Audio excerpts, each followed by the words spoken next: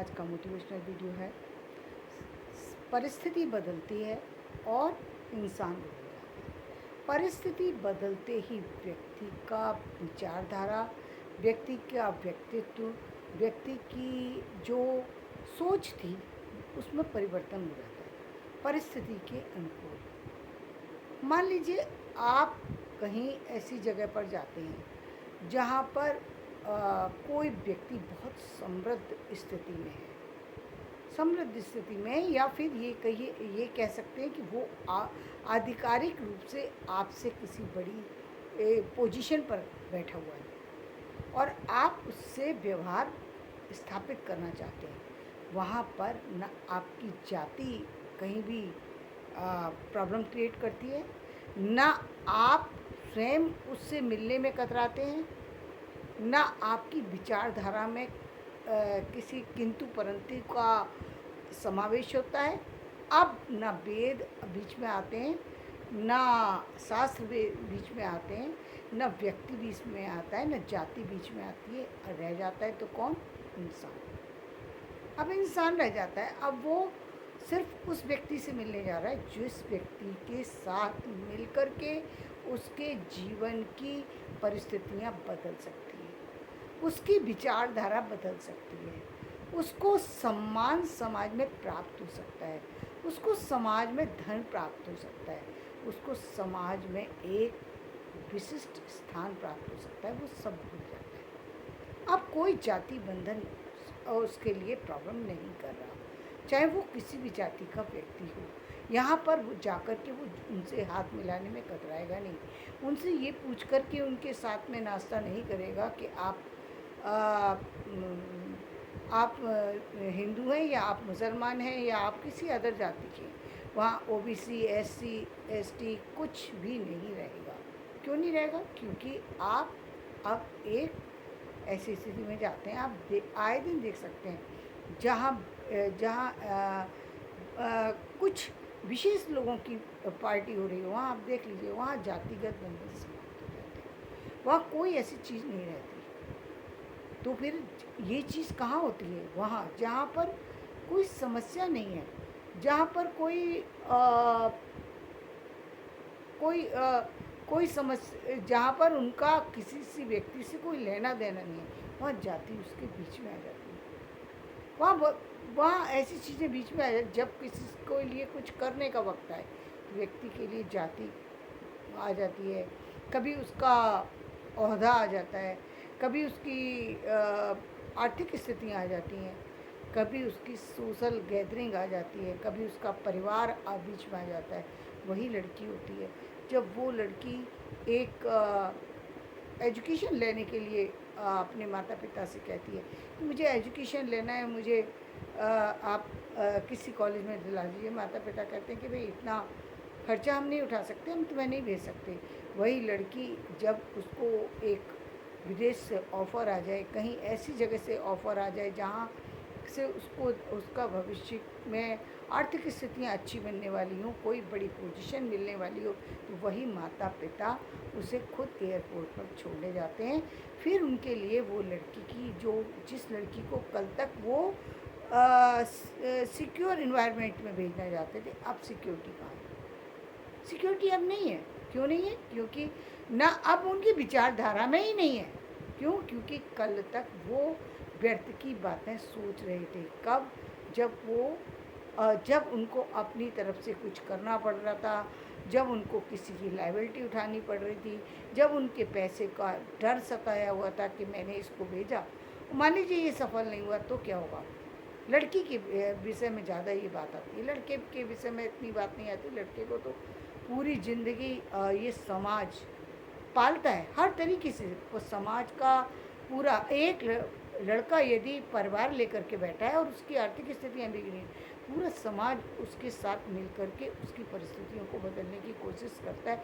भाई इसका परिवार है भूखा मर जाएगा यदि इसको जॉब काम नहीं मिला, चाहे वो परचून की दुकान पर भी लग जाए या फिर वो किसी और बड़ी कंपनी में लग जाए, वहाँ पर उसको काम दे दिया जाता है और उतना पैसा निश्चित रूप से दिया जाता है कि जिसमें उसकी ज़िंदगी चल सके। लेकिन वहीं एक लड़की जब किसी जगह काम ढूंढने जाती है तो इस समाज में सिवाय उसको बर्तन मांजने झाड़ू पोंछे के काम के अलावा कोई काम नहीं मिलता, यदि कोई ऐसी स्थिति में खड़ी है तो। यानी 1000, 2000, 10,000 का काम मिलेगा जिसमें कि उसकी ज़िंदगी हमेशा दूसरों के टुकड़े उठाते हुए गुजरेगी, सफाई करते हुए गुजरेगी, दूसरों के कदमों को चूमते हुए गुजरेगी उसकी ज़िंदगी में कभी कहीं कोई बदलाव नहीं, घर से बाहर तक कहीं कोई बदलाव नहीं आता है।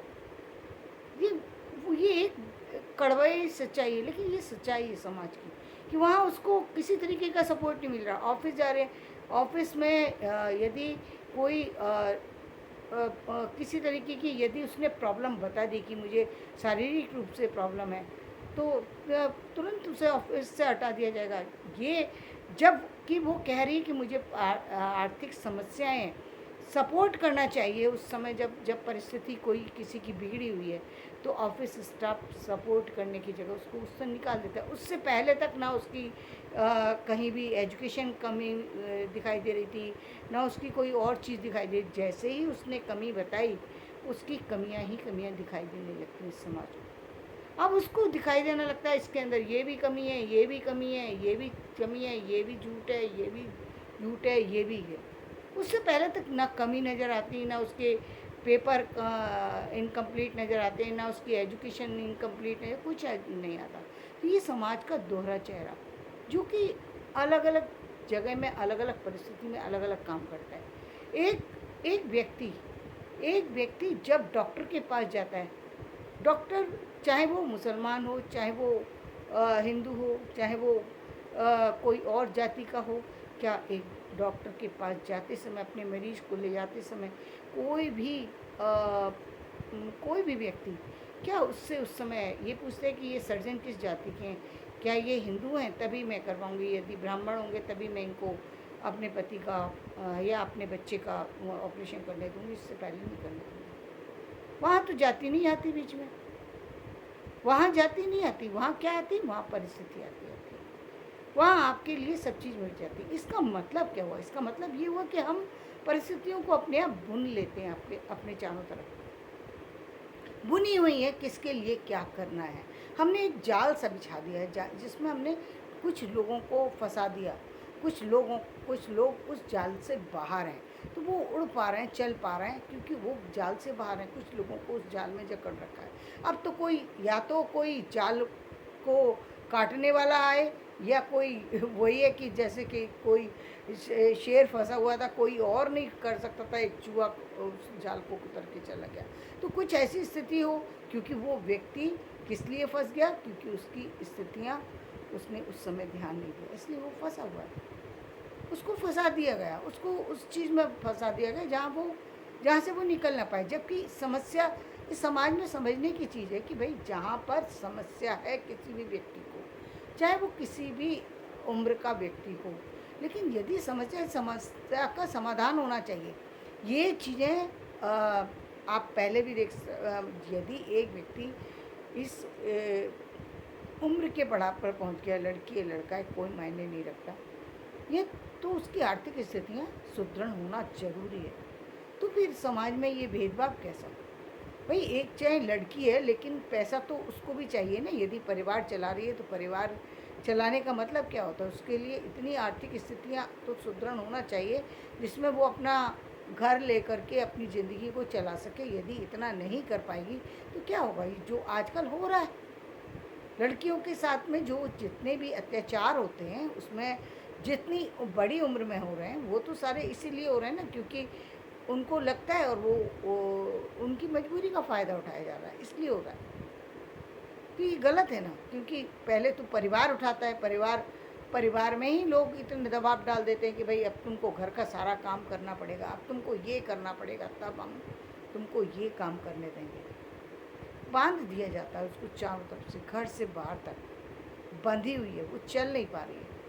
पुरुष है तो वो भी, पुरुष भी बहुत जगह पर पुरुष भी बंधा हुआ फील करता है। जहाँ पर कुछ लोग ऐसे होते हैं जहाँ पर कुछ कमज़ोर पुरुष को भी देखते हैं तो भी उसको बांधने की कोशिश की जाती है। तो भी यदि वो भावुक है तो उसको उसकी भावुकता का फ़ायदा उठाया जाता है। वहीं यदि कोई व्यक्ति स्ट्रांग है तो फिर उसके साथ में व्यक्ति व्यवहार वैसा ही करता है जैसा करना चाहिए। तो इसका मतलब ये हुआ कि ये समाज परिस्थितियों के साथ में चलता है। परिस्थिति को बदलने की ज़रूरत है व्यक्ति को, लेकिन ये परिस्थिति बदले तो बदले कैसे? वहाँ पर तो बहुत बड़ी समस्या है जहाँ पर व्यक्ति खुद से किसी चीज़ को ढूँढने की कोशिश कर रहा है, वहाँ तो उसके लिए बहुत बड़ी समस्या है, क्योंकि उसके सपोर्ट में आने वाला उसे कोई नज़र ही नहीं आ रहा, जो उसके सपोर्ट में खड़ा है। तो वहाँ तो उसके लिए बहुत बड़ी समस्या है, वो कैसे काम करे बाहर जा कर के। हर व्यक्ति के अंदर इतनी योग्यता नहीं होती, इतने लोग मदद के लिए नहीं आते। बहुत सारी सी चीज़ें हैं जहाँ पर व्यक्ति अपने आप से कार्य करने में अपने आप को असमर्थ पाता है। तो वहाँ पर बहुत सारी सी अन्य चीज़ों की आवश्यकता होती है। वहीं हम समाज के अंदर देखते हैं कुछ चीज़ें, जैसे कि आप देख रहे हैं कि एक पुरुष को यदि वो किसी कारणवश भी घर के अंदर रहे, तो घर वाले ही बार बार उस पर दबाव डालते हैं कि अरे घर के अंदर क्यों बैठे हो, जाओ ना थोड़ा बाहर घूम करके आओ, जाओ ना बाहर निकलो। वहीं एक अ, ठीक इसके विपरीत यदि एक महिला रहती है, बल्कि महिलाओं को तो कहा ही जाता है कि आप घर के अंदर रहिए, बाहर जाने की ज़रूरत क्या है, जबकि ये बिल्कुल उचित नहीं है। क्यों क्यों उचित नहीं है? उसका सबसे बड़ा कारण ये है कि किसी भी चीज़ की गारंटी ले सकते हैं आप कि किस उम्र के बाद किसी व्यक्ति के जीवन में क्या परिस्थिति पड़ेगी, आप गारंटी नहीं ले सकते किसी की। तो ये जब परिस्थिति आएगी और उस समय क्या कैसे वो अपना जीवन को चलाएगी, क्या आपने कभी सोचा है? नहीं। आप तो अपने हिसाब से देख रहे हैं कि भाई आपके घर की बहू है, आपके घर की बेटी है, आपका काम, आपकी इज्जत बनी रहना चाहिए, आपका काम बना रहना चाहिए। उसके आगे उसका क्या होगा? आपने तो सोचा कि भाई कुछ नहीं है, ससुराल में खुश रहेगी। ससुराल वाले सोच रहे हैं कि मायके वालों के पर थोड़ा दबाव बनाया जाए, मायके वाले सोच रहे हैं ससुराल वालों पर दबाव बनाया जाए। ज़िंदगी जिसकी है उसको वो व्यक्ति अपने हिसाब से अपनी ज़िंदगी नहीं चला सकता, जो कि गलत है, जबकि सोचना चाहिए। तो जीवन में परिस्थिति तो व्यक्ति को खुद से भी बदलने की कोशिश करना चाहिए, लेकिन इस परिस्थिति को बदलने में जो सहयोग की आवश्यकता है वो समाज की आवश्यकता होती है। लेकिन समाज में तो इतनी सारी चीज़ें उस व्यक्ति के दिमाग में डाल दी गई हैं। जातिगत बंधन डाल दिए गए, पारिवारिक बंधन डाल दिए गए, आर्थिक बंधन डाल दिया गया। आर्थिक मदद उसको ना परिवार से मिल रही है कि भाई उससे यदि कोई थोड़ा नुकसान हुआ तो हमने पहले कहा था कि तुम ऐसा कर दोगे, ऐसा हो जाएगा। तो हो जाएगा नहीं, ये तो एक स्वाभाविक चीज़ है कि जब व्यक्ति किसी नए काम को करता है, उसमें काम की सफलता और असफलता दोनों साथ में ही जुड़ी हुई हैं। किसी का यदि सहयोग मिले तो बड़े से बड़े काम को व्यक्ति बड़ी आसानी से कर जाता है, लेकिन जनरली नहीं मिलती। औरतें पूरी ज़िंदगी आज से पहले की जितनी भी लेडीज़ हैं आप देख सकते हैं, सिर्फ अपने परिवार के लोगों से शाबाशी सुनने के लिए, सिर्फ ये सुनने के लिए कि वो बहुत अच्छी हैं, बहुत काम करती हैं, बहुत मेहनती हैं, बहुत ध्यान रखती हैं, सिर्फ ये शब्द सुनने के लिए वो पूरी ज़िंदगी तरसती हुई काम करती रहती हैं।